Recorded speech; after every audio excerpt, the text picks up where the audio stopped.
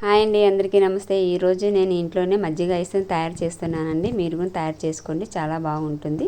ముందుగా ఒక గిన్నెలోకి 4-5 స్పూన్ల మైన పెరుగు వేసుకొని దాన్ని బాగా గిల్లకొట్టుకోవాలండి. పెరుగు ఉండలేక బాగా పల్చగా చేసుకోవాలి.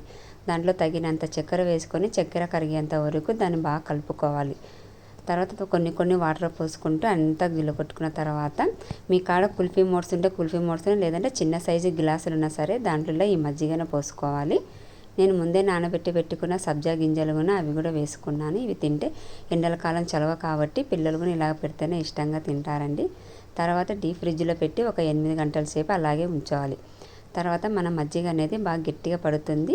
ఒకసారి నీళ్ళల్లో అలాగా డిప్ చేసి చేయితో ఇలా రబ్ చేసినామంటే మన ఐస్ అనేది చాలా ఈజీగా వస్తుంది. లాగినామంటే పుల్ల ఒకటి వచ్చేస్తుంది, ఐస్ రాదు. మీకు కానీ ఈ మజ్జిగ ఐస్ కానీ నచ్చినట్టయితే మీరు లైక్ చేయండి, షేర్ చేయండి, సబ్స్క్రైబ్ చేయండి.